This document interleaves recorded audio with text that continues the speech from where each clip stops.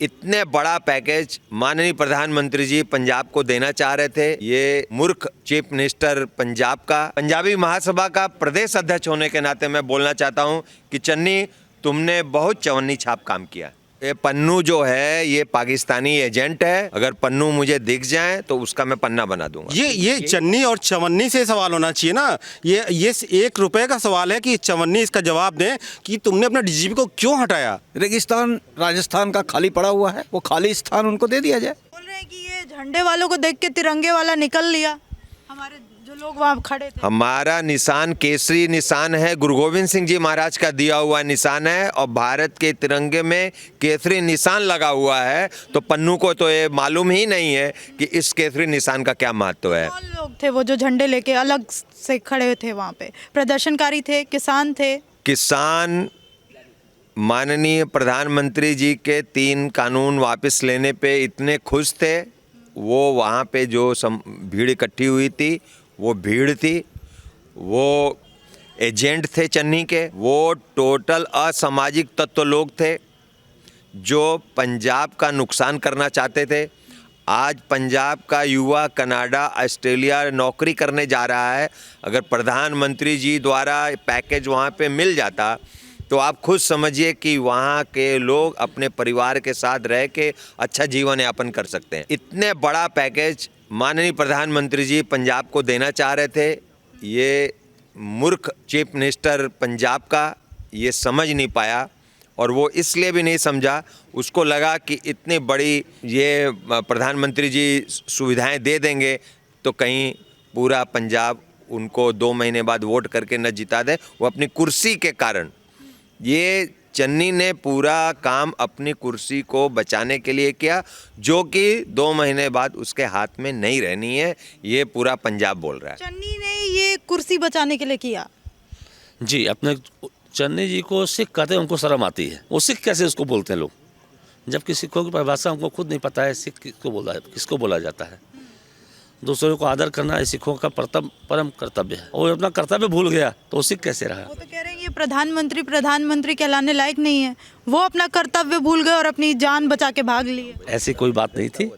चन्नी जी ने अपने गुंडों के साथ वहाँ पे भीड़ इकट्ठा की थी, कांग्रेसियों ने इकट्ठा की थी और वहाँ पे जो घृण कार्य किया उन्होंने, न सिख समाज न देश कभी उनको माफ कभी नहीं करेगा। सर कौन थे वो? किसान थे जो आंदोलन कर रहे थे या फिर उनके मंसूबे कुछ और ही थे? गुंडा तत्व थे, भटके हुए लोग जो सिर्फ एक ही चीज़ सोच रहे थे कि प्रधानमंत्री की किसी तरीके से बेइज्जती हो, उन्हें ये महसूस कराया जाए।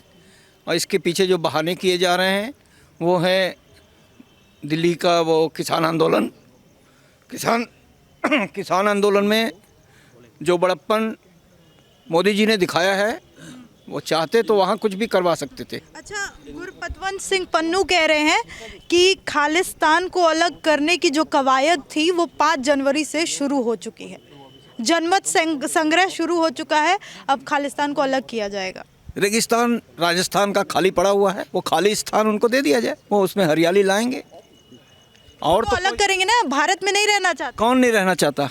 इसके लिए लाहौर में बना लें। पन्नू 5 तारीख से हो गई है क्या ऐसे? कोई ऐसी बात नहीं है।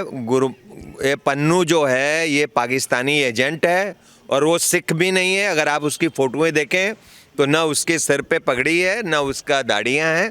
वो पाकिस्तानी एजेंट है, वो पाकिस्तान के टुकड़ों पे पड़ने, लेकिन वो तो खुद को सिखों का शुभ चिंतक बता। वो कोई सिख समाज के लोग उसको जानते ही नहीं है। 90 से 98% लोग पन्नू को नहीं जानते। पन्नू अपने आप स्वयंभू बना हुआ है और पाकिस्तान के पैसे पे वो अपना जीवन यापन ऐशो आराम से कर रहा है। अगर पन्नू मुझे दिख जाए तो उसका मैं पन्ना बना दूँ। मैं उस चीफ मिनिस्टर चन्नी को ये बताना चाहता हूँ कि तुमने पंजाब का सिर नीचा कर ही नहीं किया, बल्कि तुमने विश्व में फैले हुए सिख समुदाय के लोगों का सिर नीचा कर दिया। क्योंकि हमारे गुरुओं ने जो उपदेश हमें सिखाए हैं कि अपने घर पे आए हुए लोगों का स्वागत सत्कार कैसे किया जाता है, और चन्नी ने अपने गुरुओं का अपमान वहाँ पे किया कि उसने आए हुए हमारे प्रधानमंत्री, जो कि विश्व के सबसे ओजस्वी वक्ता के रूप में हैं और सबसे पावरफुल नेता के रूप में आज उभर के आए हुए हैं। और मैं बताना चाहता हूं कि सिख समाज के प्रति आदरणीय मोदी जी बहुत आदर भाव रखते हैं। ऐसा आप अक्सर देखे होंगे, गुरुद्वारों में जाना, करतारपुर कॉरिडोर बनवाना, पटना साहिब में गुरु गोविंद सिंह जी महाराज के पर्व को मनाना, इसने हाई लेवल में चांदनी चौक गुरुद्वारे पे जहाँ पे श्री गुरु तेग बहादुर जी का शहीदी हुआ था, उस गुरुद्वारे में जाना, सर पे पगड़ी बांधना, ये दर्शाता है कि वो सिख समुदाय के प्रति बहुत आदर भाव रखते हैं।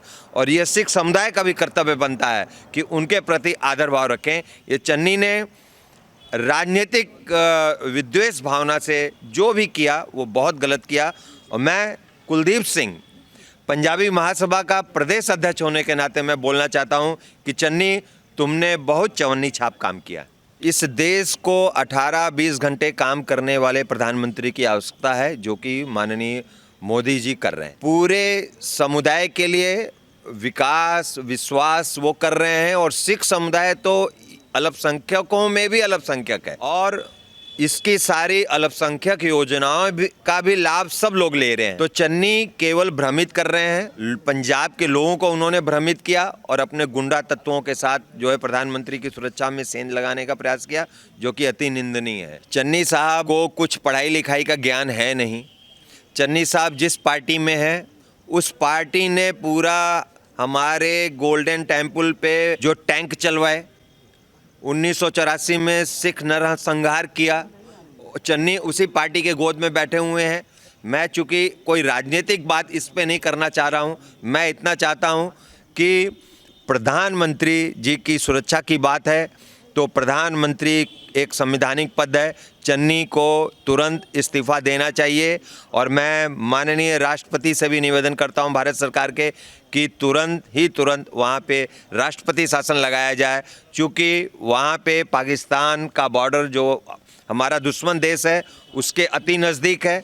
वहां पे ड्रोन से हथियार आ रहे हैं, नशा आ रहा है और वहां का युवा भ्रमित हो रहा है। और जो पैकेज माननीय मोदी जी देना चाह रहे थे, उस पैकेज से पूरा पंजाब एक बार फिर से सोने का पंजाब हो जाता, जिसको चन्नी ने नहीं होने दिया। नहीं, उस पर सेवाएं मिलती, सड़क मिलता, रोजगार मिलता, वो कितना बड़ा चूक कर गए, इस पे चर्चा नहीं कर रहे हैं। इस पे भी चर्चा करना चाहिए। देश का प्रधानमंत्री गया था सौगात देने के लिए और आप ये हरकत करते हैं कि 20 मिनट आप उस बाईपास पे खड़ा कर देते हैं। शर्म आनी चाहिए ऐसे लोगों को। अभी एक वो चीज़, तो बोल रहे हैं कि प्रधानमंत्री 20 मिनट वेट किया, क्या मतलब ठीक है 20 ही मिनट था, अब इसके लिए हम अपने किसानों पे लाठियां तो नहीं चला सकते थे। चन्नी साहब, ये हमारे प्रधानमंत्री भी नहीं कहे कि किसानों पे लाठियां चलाएं, लेकिन उनको रोका जा सकता था। ये पहले से ही रोका जा सकता था, लेकिन इन लोगों को सोचना चाहिए। एक बार हमारे देश के प्रधानमंत्री हुए थे मनमोहन सिंह, लगातार 10 साल कार्यकाल था। एक बार वो भी भाषण में गए थे, उनका वास्तविकता सीट खाली था, वो पूरा न्यूज़ चैनल दिखाया था, उस पर चर्चा ये लोग नहीं कर रहे हैं। और देश की जो आप देख लीजिए सोनिया गांधी जी हैं, उन्होंने कहा कि नहीं, इस चीज़ों को उससे देखा जाए, प्रधानमंत्री के उसमें काफिले में कहीं ना कहीं चूक हुई है, इसको वहाँ का प्रशासन देखे किस तरीके। अभी डीजीपी साहब का शायद ट्रांसफ़र भी हो गया। हाँ वही मैं कहना चाह रहा था मैडम कि अभी न्यूज़ आ रही है कि वहाँ के डीजीपी को हटा दिया गया। तो डीजीपी क्या नौटंकी में हटाया गया है? उसने नौटंकी की रीज़न हटाया गया है या नौटंकी करने के लिए हटाया गया? क्यों हटाया गया? क्यों? इसका रीज़न कुछ होगा ना। वहाँ के फिरोजपुर के एसएसपी को डिसमिस किया गया, क्यों किया गया? कुछ तो दिक्कत रही होगी या कुछ तो फेलियर रहा। अच्छा, परसों सीएम चन्नी तो बोल रहे थे कोई सुरक्षा में चूक तो हुई ही नहीं, फिर ये एक्शंस क्यों लिए जा रहे हैं? ये चन्नी और चवन्नी से सवाल होना चाहिए ना। ये 1 रुपए का सवाल है कि चवन्नी इसका जवाब दें कि तुमने अपना डीजीपी को क्यों हटाया, एसएसपी को क्यों बर्खास्त कि किया? हम किसानों पे लाठियां नहीं चला सकते थे, तो सवाल ये उठता, बीजेपी कह रही है पहले तो वो किसान ही नहीं थे, वो उन्हें जबरदस्ती ले आके खड़ा किया गया था, ऐसा कुछ था? वो खालिस्तानी थे, ये सोची समझी रणनीति के तहत ये वहाँ पे भीड़ थी, वो खालिस्तानी खालिस्तानी थी। अगर आप देखा जाए, किसान ऐसा हरकत नहीं कर सकता। कहीं ना कहीं से बुलाया गया था उन लोगों को। जो हमारा अन्नदाता खालिस्तानी थे वो। अन्न नहीं, मैं ये कह नहीं सकते कि खालिस्तानी थे, लेकिन जो हमारा अन्नदाता होता है ना, वो हमारा अन्नदाता होता है, हम उसकी पूजा करते हैं। लेकिन वो अन्नदाता नहीं थे वहाँ पर, ये कांग्रेसी थे, ये कांग्रेस द्वारा बुलाए गए लोग थे, कांग्रेस की साजिश का हिस्सा थे, और उनको बुलाया गया था और उनको कहा गया था कि नहीं, हम इस समय ये काम करेंगे, आप लोग तैयार अलर्ट रहिएगा, तब तो वहाँ पहुँच पाए थे। वो कैसे पहुँच गए वहाँ पे वो?